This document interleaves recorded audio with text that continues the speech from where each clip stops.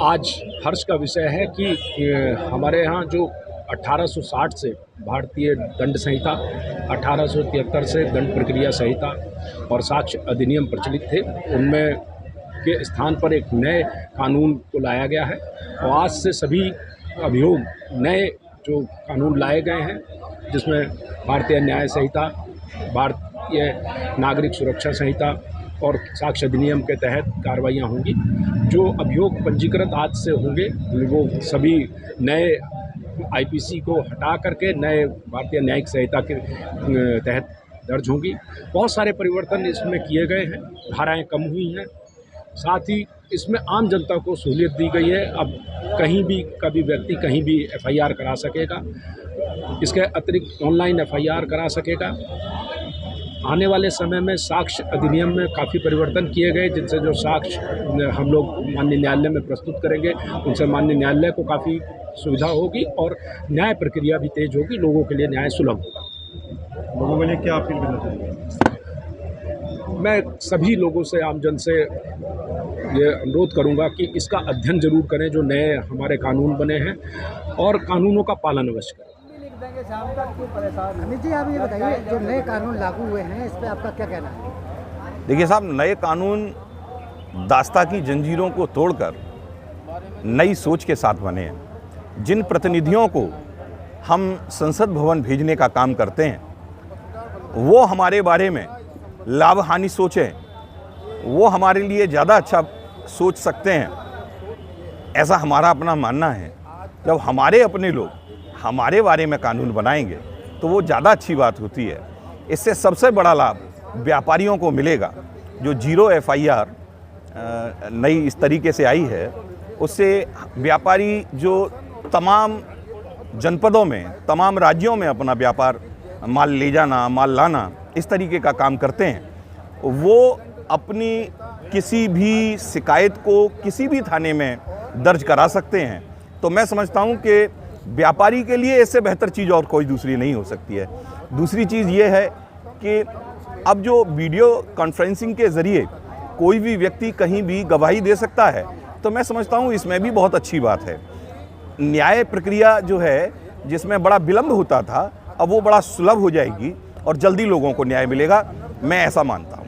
जो कानून जो पुराने थे, किस सन में ये लागू हुए थे और 2024 में उसमें कुछ बदलाव हुआ? ये जैसा मुझे ज्ञात है, संभवतः शायद 1860 में दंड प्रक्रिया करके तैयार हुई थी और लागू हुई थी। और आज जो परिवर्तन हो रहा है, तो हम कहीं ना कहीं कानून के रूप में स्वतंत्रता हमको आज मिल रही है। और जो धाराएं नहीं और भी चेंज हुई हैं, उसके बारे में क्या कहेंगे? धाराएं चेंज हुई हैं, उनको पढ़ने की आवश्यकता है। थोड़ा समय तो प्रत्येक व्यक्ति को लगेगा, संबंधित अधिकारियों को भी, हमारे अधिवक्ता लोग जो हैं उनको भी थोड़ा सा समय तो लगेगा। लेकिन एक बार पढ़ने के बाद में, जैसे सर्प होता है, वो अपनी केचुली उतार दिया करता है, और केचुली उतारने के बाद में जब वो अपने आप को बिल्कुल तरोताज़ा महसूस करता है, मैं समझता हूँ कि नए संशोधन कानून में भी इससे जुड़े हुए लोगों को भी बिल्कुल उसी तरीके की अनुभूति होगी। नए कानून लागू हुए हैं देश में आज से, क्या कहना चाहेंगे आप? मैं इस संबंध में आपको सूक्ष्म रूप में मैं थोड़ा देर आपको बता सकता हूँ, क्योंकि थाना परिसर में जो अब ये गोष्ठी हुई है, और श्रीमान क्षेत्राधिकारी महोदय पटियाली द्वारा और ये थाना प्रभारी गंजड़वाड़ा द्वारा जो आप लोगों को या जनता को जो नए कानूनों में जो परिवर्तन हुआ है या कानून के बारे में जानकारी जो दी गई है, ये एक अद्भुत कहा जाए इसको। क्योंकि मैं सेवानिवृत्त उपनिरीक्षक हूँ और मेरी इस साल लगभग मेरी उम्र 80 ईयर्स लगभग होने जा रही है, 80 वर्ष की होने जा रही है। तो मैं एक बात इससे ज़्यादातर प्रभावित जो हुआ इस कानूनों से, वो एक बात ये है कि जब कोई पीड़ित थाने पर अपनी पीड़ा को लेकर के आता है, तो वो अज्ञानतावश वो अपनी प्रथम सूचना रिपोर्ट को जब लिखाता है या वो बताता है कि मेरे साथ ये घटना हुई है,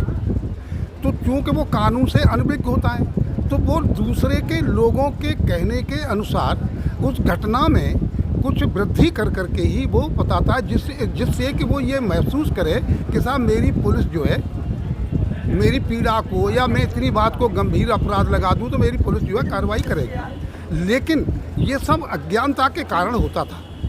लेकिन इस कानून से जो परिवर्तन हुआ है, जो जनता की जो मनोदशा है, उसमें एक तो सबसे ज़्यादा उसमें परिवर्तन ये आएगा कि मेरे साथ जो घटना हुई है और उसकी उसे जानकारी है और उसमें कितना उसे दंड मिलेगा उसको जानकारी है, तो वो ज़्यादातर किसी भी प्रथम सूचना में झूठे आरोपों को बढ़ा चढ़ा करके और वो अंकित नहीं करेगा। अगर कानून से उसे जानकारी नहीं है तो वो लोगों के कहने से, सुनने से और वो प्रथम सूचना रिपोर्ट लिखाता था, जिससे जो आरोपी होता था उस पर गलत प्रतिकूल प्रभाव पड़ता था कि ये घटना मेरे द्वारा नहीं की गई है और फिर भी मेरे ऊपर ये संगीन अपराध इसमें जोड़ दिए गए। तो एक तो इससे लोगों की, जनता में, पब्लिक में इसकी जानकारी और ये संदेश जाएगा कि हमको पुलिस की मदद कैसे लेनी है और पुलिस को कैसे मदद करनी है, वो हम जानेंगे तो पुलिस से भी कह सकते हैं कि आप हमारी मदद जो कर रहे हैं वो वैधानिक रूप से नहीं कर रहे हैं और इस तरह से आपको वैधानिक रूप से हमारी मदद करनी होगी।